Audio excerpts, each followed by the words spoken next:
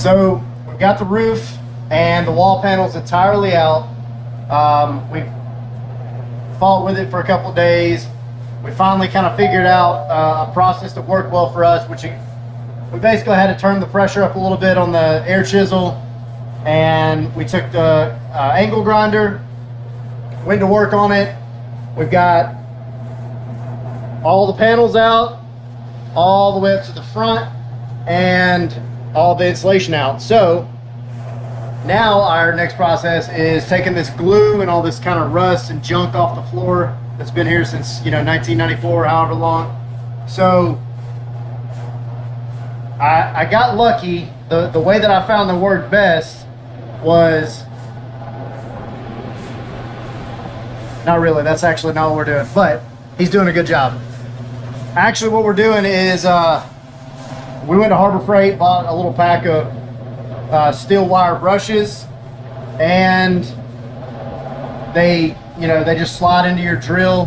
And obviously it's better to use a drill that operates off of a plug-in and not battery, because you'll go through batteries left and right. But I'm taking the bristle brush, the steel brush, and going to town on the floor, and it's taking the paint right off. So this process, which I thought was going to take like a few days, might only take about one total. So good news so far.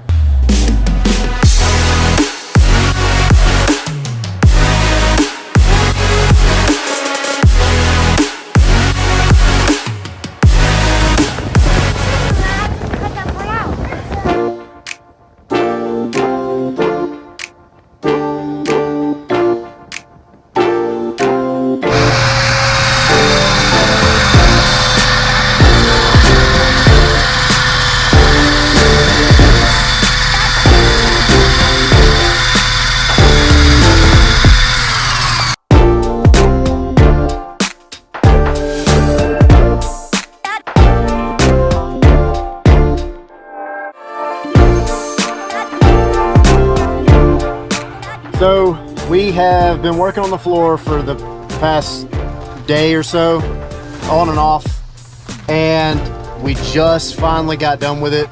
So I wanted to take you guys through, kind of give you an idea of what we did and what tools we used. It's currently raining, and while we were in there finishing up the floor, we did finally see that there are a couple of leaks. Nothing crazy. Pretty much everything was already going to be sealed again anyway. So going back to our first video where I was like, oh, it's waterproof, it's not, which we kind of figured it was going to have a leak or two or few somewhere. Not a big deal. Everything that's leaking was going to be sealed anyway, so that's just part of the game. We'll get to it when it happens.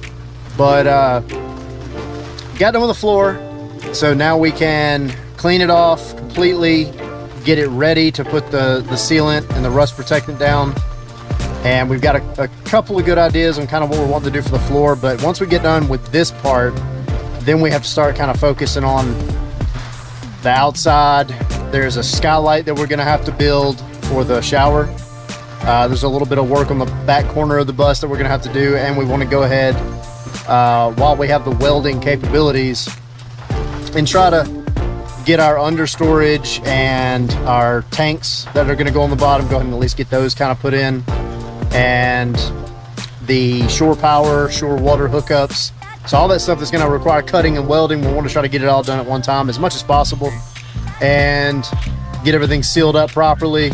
That way we can come back, paint, and get everything completely nice and fully waterproof. And from there, we can start actually building out the inside. So it's been a process, but things are going well. So you can probably hear the rain in the background, but I wanted to take you guys through really quick just the tools that we use to get the glue and all the junk off the floor. This is just the dust that's kind of left over. We haven't blown it out again yet, but the process was a lot easier than we thought it would be. There's a few different ways to do it. We've seen just about every way.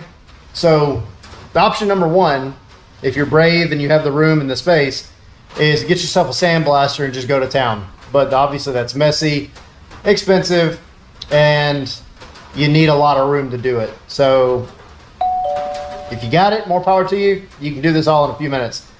Most people don't have that though.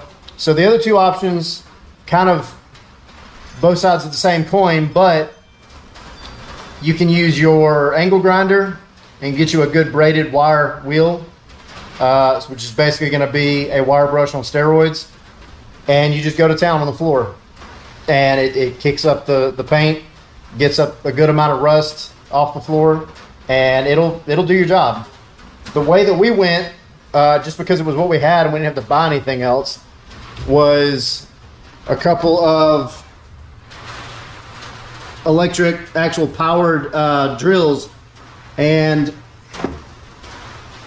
we just used the wire wheels on the outside, and each of us using just one of these a piece, we never had any issues with them breaking. We were able to use them to do the entire floor, and it took us, you know, 2 people about a day roughly. So I mean, it was a process. You know, you're down on your hands and knees, which kind of sucks. Get yourself a low school chair, which is something we were lucky to have floating around, and it makes it a lot easier. Or if you got one of those nice little rolly boards, but you just go to town on one of these and you kind of hit it at an angle. One pro tip that I found that really helped us was as you're going along, the angle of the wires actually kind of starts to turn in relation to which way the wheel is turning. So after you start hitting the paint for a little bit and you realize it's not as effective anymore, flip it back in reverse or forward depending on which way you were going originally, and it'll get more abrasion with the actual bristles, because now they're going in the opposite direction of the angle that they've been turned, and it just starts kicking it up. So you do that every 10-15 minutes of going, and it keeps the bristles pointed in the right direction. It makes a really big difference. So yeah, the floor's done. It's rainy outside, so it doesn't look that shiny and great now, but we're now ready to go forward and add our sealant, add everything we got to do to the floor, and then we can kind of pause on the inside and worry about the outside. So progress, it's happening, it's coming along well.